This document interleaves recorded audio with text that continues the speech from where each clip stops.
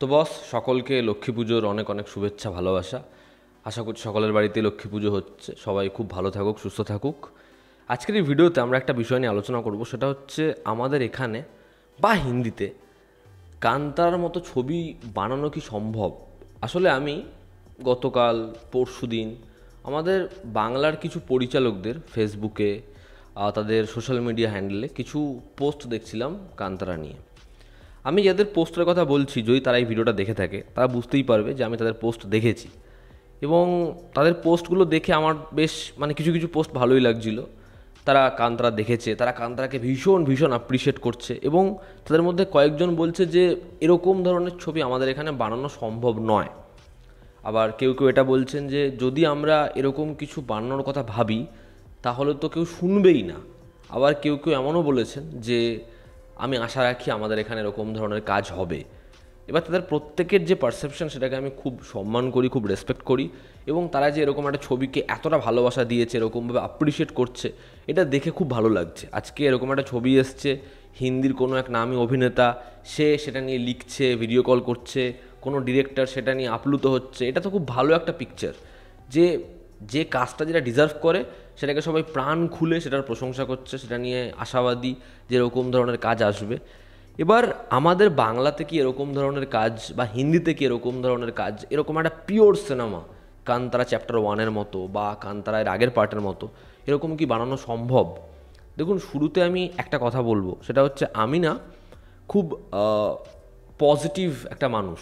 আমি হয়তো খারাপ বলি, এটা খারাপ লাগছে, ওটা খারাপ লাগছে, কিন্তু আমি আশা রাখি যে আমাদের যে বাংলা সিনেমা, সেই বাংলা সিনেমা একটা টাইমের পরে সেটা হয়তো এখন অনেকটাই মান পড়ে গেছে, কিন্তু বাংলা সিনেমার মোড় ঘুরবে। একসময় তো আমাদের এখান থেকে প্রচুর ভালো ভালো ছবি হয়েছে, একটা টাইম আসবে যখন আবার সেই সময়টা আসবে যখন আমাদের এখানে ভালো ভালো ছবিই হবে। এবার সেটা তো হয়তো সময় লাগবে, বাট সেটা আসবে। এবার কান্তারার মতো ছবির কথা যদি বলি, তো প্রথম কথা হচ্ছে একটা জিনিস আপনাদেরকে বুঝতে হবে, আমাদের এখানকার ফিল্ম মেকারদের মধ্যে, ম্যাক্সিমাম ফিল্ম মেকারদের মধ্যে, আমি সবার কথা বলছি না, কিছু এমন ফিল্ম মেকার রয়েছে, এমন অনেক নতুন ফিল্ম মেকার রয়েছে যারা সত্যি অনেস্টি দিয়ে কাজ করতে চায়। তারা যেটুকু বাজেট পায়, যেরকমভাবে কাজ করে, সে কাজের মধ্যে কিন্তু তারা অনেস্টি থাকে, এবং তারা ভবিষ্যতে আরও বেটার কাজ করবে, আমি এই আশা রাখি। তবে আমাদের এখানে ম্যাক্সিমাম পরিচালকদের মধ্যে, প্রযোজকদের মধ্যে সেই অনেস্টিটা নেই, যেটা আজকে ঋষভ শেট্টির মধ্যে রয়েছে, বা সেটা আজকে রক্ষিত শেট্টির মধ্যে রয়েছে, রাজ বি শেট্টির কাজে সেটা দেখা যায়। আজকে গরুডা গামানা ভিসবা বাহানা ওরকম ধরনের ছবি সত্যি হয়তো আমাদের এখানে বাংলাতে বানানো খুব খুব দুষ্কর। শুধুমাত্র সেই ছবির আর্টিস্টিক ব্রিলিয়েন্সের জন্য আমি বলছি না, সেই ছবিটার জন্য যতটা সৎ হতে লাগে নিজে, সেটা বোধহয় আমাদের এখানে বহু পরিচালক নয়। এবার এই কথাটা আমি কেন বলছি, সবার আগে যেটা বিষয় সেটা হচ্ছে আজকে যে একটা ধরুন মাস ফিল্ম বানাচ্ছে, সবথেকে প্রথম প্রশ্ন, সেই ডিরেক্টরটা কি সেই মাস ফিল্মে বিশ্বাস করে? আপনি যদি খুব ভালো করে তার কথাবার্তা শোনেন, তার ইন্টারাকশান দেখেন, তাহলে আপনি জানবেন যে এই লোকটা হয়তো আজীবনে মাস ফিল্ম দেখেইনি। হয়তো এই লোকটা আজীবন মাস ফিল্মকে গালাগালি করে এসেছে। হয়তো এই ছবিটা যেরকম ধরনের ছবি নিজে এখন বানাচ্ছে সেরকম ধরনের ছবিতে বিশ্বাসই করে না। তাহলে সে কি করে এমন একটা ছবি নির্মাণ করবে যে ছবিটা মাসেসদের কথা বলবে? কি করে হবে সেটা? সেটা সম্ভব নয়।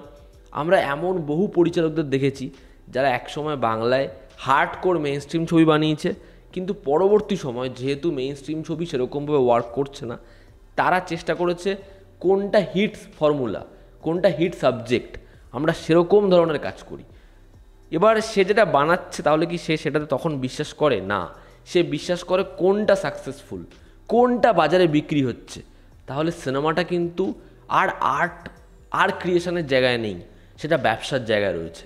তা যখন আপনি শুধুমাত্র ব্যবসায়িক মেন্টালিটি দিয়ে জিনিসটা তৈরি করার কথা ভাববেন, সেখানে কখনোই আর শুধুমাত্র অনেস্টি থাকতে পারে না, থাকবে না। তো আজকে একটা কান্তারার মতো ছবি তৈরি করার জন্য যে অনেস্টিটার প্রয়োজন, যে খাটনিটার প্রয়োজন, যে জেদটার প্রয়োজন, আমার মনে হয় এখানে বহু পরিচালক, বহু প্রযোজকদের মধ্যে সেটা নেই। নেই বলেই আজকে এই প্রশ্নটা আসছে আমাদের এখানে এরকম ধরনের কাজ হওয়া সম্ভব নয়। আমি এই আশা রাখি, কিছু যেমন পরিচালকদের কথা আমি বললাম, যারা সত্যি অনেস্টি দিয়ে খেটে যত্ন নিয়ে কাজ করে, আমার বিশ্বাস এরকম ধরনের কিছু পরিচালক প্রযোজক এবং এবং একটা টাইম আসবে যখন আমাদের এখান থেকে পর একটা সময় কিছু পরিচালক, কিছু রাইটার, কিছু প্রোডাকশন হাউস উঠবে, উত্থান হবে একটা, এবং সেটাই হবে কাইন্ড অফ একটা নবজাগরণ, যখন আমাদের এখানে আবার হঠাৎ করে ভালো ছবি তৈরি হওয়া শুরু হবে। যেমন এই কন্নড় ইন্ডাস্ট্রি, এরা কিন্তু 2017-18 আগে অবধি এদের অবস্থা খুব শোচনীয় জায়গায় ছিল। ইন্ডাস্ট্রিটা প্রায় এক প্রকার শেষ হয়ে যাচ্ছিল, কিন্তু সেই সময় তারা একসাথে এমন একটা ডিসিশান নেয় যে না, তারা ভালো ছবি করবে, যত্ন নিয়ে ছবি করবে, বড় ছবি করবে।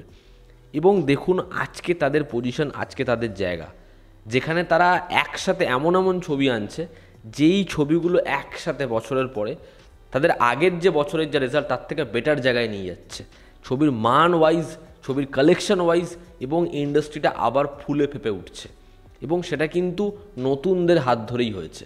কান্তারা সিনেমাটা যদি আমি জিজ্ঞাসা করি সেই ছবিটা কেন আমাদের সবথেকে বেশি ইউনিক লাগলো যখন প্রথমবার 2022 সালে ছবিটা দেখলাম, তার কারণ ছবিটা ভীষণভাবে রুটেড, ছবিটা ভীষণভাবে নিজের কালচারকে সেলিব্রেট করে। সঙ্গে সঙ্গে একইভাবে সেই ছবিটা যে স্টিরিওটাইপটা তৈরি হয়েছে সেটা ভেঙেছে, 2025-এও ভেঙেছে। কীভাবে? এই যে বড় ছবি মানে সেই ছবিতে অ্যাকশন হবে, মারধার হবে, একই রকমের জিনিসপত্র, কমেডি হবে, হরর হবে, এই যা যা টেমপ্লেট ছিল সেগুলোকে ছবিটা ভেঙে দিয়েছে। ফলে অডিয়েন্স সিনেমা হলে গিয়ে নতুন কিছু এক্সপিরিয়েন্স করছে। সঙ্গে সঙ্গে ছবিটা আমি কি বললাম, ভীষণ পরিমাণে রুটেড, তারা নিজের যে কালচার সেটাকে ভীষণভাবে গুরুত্ব দেয়। এবার আপনি যদি বাংলায় থাকেন, বাংলার যদি বিভিন্ন জায়গায় ঘোরেন, দেখবেন এরকম ধরনের বহু জায়গা রয়েছে যেখানে আপনি এরকম ধরনের গল্প পাবেন।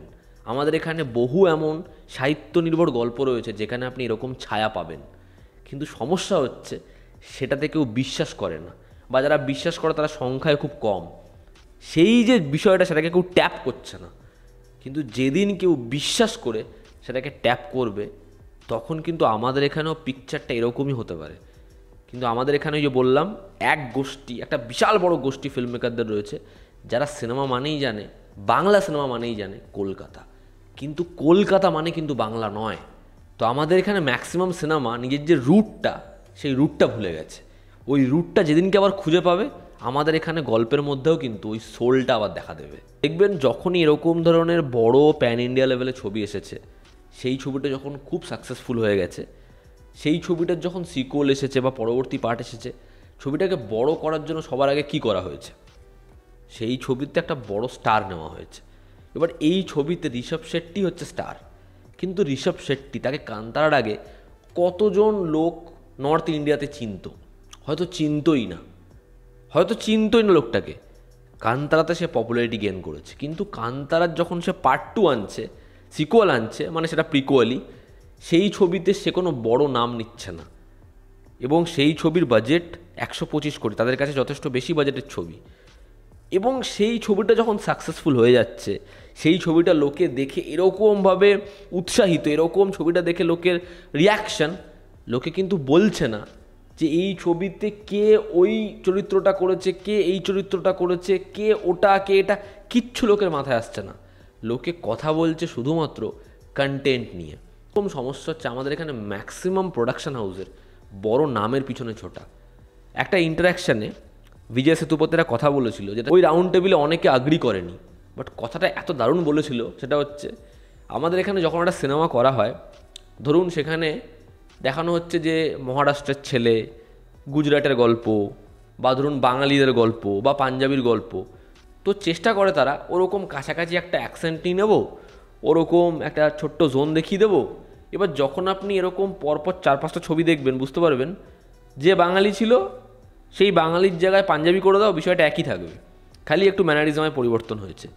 কেউ চরিত্রে বাঁচে না, কেউ ওই চরিত্রটা হওয়ার চেষ্টা করে না, শুধুমাত্র তারা ওই কালচারের অডিয়েন্সকে নেবে বলে ওর কিছু কিছু পপুলার জিনিসপত্র, অ্যাক্টিভিটিস, সেটাকে তারা তুলে নেয়। যেমন কিছু মাস আগে পারাম সুন্দরী এলো, সেই ছবিতে এই চরিত্রটা সাউথ ইন্ডিয়ান, ঠিক আছে, এই চরিত্রটা সে বিলং করে হচ্ছে কেরালা থেকে, কিন্তু আপনি গোটা ছবি দেখলে বুঝতে পারবেন না যে এখানে আলাদা করে কি আছে। কেন এই ছবিটা আমি আলাদা করে ছবিটাকে সময় দেবো, ছবিটাকে গুরুত্ব দেবো বা এই চরিত্রটাকে বিশ্বাস করব? তো সবার প্রথমে হচ্ছে আপনি যে ক্যারেক্টারটা প্লে করছেন সেই চরিত্রটা সময় দিন, সেই চরিত্রটা বিশ্বাস করুন। ফেক গোফ বানিয়ে, ফেক দাড়ি বানিয়ে কখনো ওই ক্যারেক্টারটার মধ্যে ঢোকাই যাবে না। কারণে কোন কাজটা 20 দিনে করা আর কোন কাজটার জন্য সময় নিয়ে যত্ন নিয়ে করা হয়েছে সেটা বোঝা যায়, তখন কিন্তু বলতে হয় না। এই যে কান্তারা চ্যাপ্টার 1, তার আগে কটা ইন্টারভিউ দিয়েছে ঋষভ শেট্টি, কটা ইন্টারভিউতে বলেছে আমরা ভীষণ খেটে বানিয়েছি, খুব কষ্ট করে বানিয়েছি। একবারও কিন্তু বলেনি। তারা ছবিটার সেরকম প্রমোশনই করেনি, কারণ জানে ছবিটার যে কন্টেন্ট আছে সেটা কথা বলবে। সিনেমা কিন্তু শুধুমাত্র ভিজুয়ালাইজেশন নয়, একইভাবে অডিওটাও কিন্তু ইম্পর্টেন্ট। আজকে যারা কান্তারা ছবিটা সিনেমা হলে এক্সপিরিয়েন্স করবে তারাই একমাত্র জানে তারা সিনেমা হল থেকে কী পাচ্ছে। তারাই জানে তারা ছবির শেষ মুহূর্ত অবধি কী ফেস করছে, কী ফিল করছে। কতগুলো এমন পোর্শন রয়েছে যখন তাদের গুজবাম্পস দেবে। এবার এই ছবিটার যে বাজেট, এত দিন ধরে ছবিটা শ্যুট করা, এরকমভাবে প্রত্যেকে অ্যাকশানের জন্য এরকম প্রিপারেশান নিচ্ছে, ফিজিক্যালি এরকমভাবে খাটছে, এরকমভাবে ট্রেনিং চলছে, এত কিছু হচ্ছে। এবার এই ছবিটার বাজেট 125 কোটি টাকা, এটা অনেক দিন ধরেই আমরা জানি। আপনি একটা জায়গা দেখান যেখানে ছবির ডিরেক্টর বা ছবির প্রডিউসার বা ছবির আর্ট যারা করেছে বা ছবির যে সিনেমাটোগ্রাফার বা ছবির যে সাউন্ড ডিজাইনার, তারা কোনো জায়গায় এসে বলেছে যে আমরা এই ছবিটার ভিজুয়াল এমন ক্রিয়েট করেছি, ভিজুয়াল যে আমরা নেক্সট লেভেলে নিয়ে চলে গেছি। ঠিক আপনি দেখুন কিছুদিন আগে রামায়ণ ছবিটা যে আসছে, সেই ছবির যে নিমিত মালহোত্রা, সে বলছে আমাদের ছবির বাজেট 4000 কোটি। ভালো হতেই পারে। তার আগে আদিপুরুষ, আমরা ভিজুয়ালি এমন কিছু দেখাবো যেটা লোকে আশাই করতে পারে না। কিছুদিন আগে রাজা সাহাব, এই ছবির ভিএফএক্সের জন্য আলাদা একটা টিম রাখা হয়েছে, কিন্তু যখন আমরা আউটপুটগুলো দেখি তখন মনে হয় টাকাটা কোথায় ব্যবহার করা হয়েছে।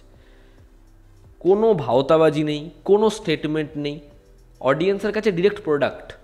যখন ভিজুয়ালি আমরা দেখছি যে এটা অ্যাচিভ করে ফেলেছে, এটা ক্রিয়েট করে ফেলেছে 125 কোটি টাকায়, আসলে করা যায়, কিন্তু প্রয়োজন হচ্ছে, দেখার হচ্ছে কোন কোন জায়গায় সেটাকে ব্যবহার করছে, কতটা সময় দিচ্ছে, কতটা খাটছে। তাহলেই সেটা দেখবার মতো হবে, তাহলেই সেটা একটা আবিষ্কার হবে। আপনি শুধু টাকা ঢাললেন কিন্তু সেটাতে সময় দিলেন না, যত্ন দিলেন না, সেটা কখনো তৈরি হবে না, সেটা কখনো তৈরি করা সম্ভব নয়। এই যে সাউন্ড, যখন ওই ওয়েভটা আসছে, ওই যে ক্যারেক্টার কানে হাত চাপা দিয়ে পিছিয়ে আসছে, ওটা অডিয়েন্সের সাথেও হচ্ছে। আজকে যখন আপনি কান্তারার বিজিএম মিউজিক শোনেন, আপনার গায়ের লোম খাড়া হয়ে যায়। আপনার মনে হয় যে এরকম ধরনের একটা ধুন কী করে ক্রিয়েট করেছে। সেটার জন্য হ্যান্স জিমারকে আনতে হয়নি, কিন্তু রামায়ণের মিউজিকও ভীষণ ভালো হতে পারে, কিন্তু এখানে আমার যে টিমটা আছে এদের মধ্যে ক্ষমতা আছে এই বিশ্বাসটা রাখা এবং এদের প্রত্যেকের থেকে ওই বেস্ট আউটপুটটা বের করা। এটাই কিন্তু একজন পরিচালকের, একজন টিম লিডারের কাজ, যেটা আমাদের এখানেও করা যেতে পারে। আমাদের এখানে কেন করা যেতে পারে? ঋতুপর্ণ ঘোষের একটা অনেক আগের ইন্টারভিউ রয়েছে যেখানে সুজয় ঘোষ এসেছিলেন ঘোষ অ্যান্ড কোম্পানিতে। সেখানে সুজয় ঘোষ পর্যন্ত বলছে যে তোমরা কি করে এখানে কাজ করো। ঋতুপর্ণ ঘোষ তখন বলছে তুই এখানে আয়, আমি তোকে শিখিয়ে দেবো।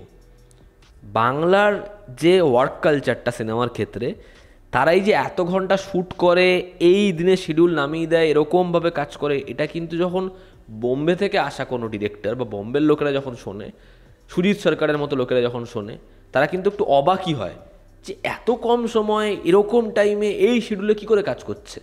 তো আমাদের এখানে কিন্তু টেকনিশিয়ান থেকে শুরু করে সবার মধ্যেই ট্যালেন্টটা রয়েছে, কিন্তু সেটাকে ব্যবহার ঠিক জায়গায় করা হচ্ছে না। এদের থেকেও ডেফিনেটলি বেস্ট আউটকাম বার করা যাবে, কিন্তু সেটা হচ্ছে না। এদের মধ্যে যে ক্ষমতাটা রয়েছে, এরা যেরকমভাবে কাজ করে, সেটা কিন্তু অবশ্যই প্রেস করার মতো, কিন্তু যেভাবে এদের কাজ করানো হচ্ছে, যে আউটপুটটা বেরোচ্ছে, সেটা একদমই মানে চারিপাশে আজকে কন্নড় থেকে, মালায়ালাম থেকে, তামিল থেকে যে লেভেলে পৌঁছে গেছে তার ধারে কাছেও নেই, কিন্তু এখানে সেই ক্ষমতাটা আছে তার থেকে অনেক বেটার কিছু করে যাওয়ার। সব থেকে ইম্পর্টেন্ট কী জানেন?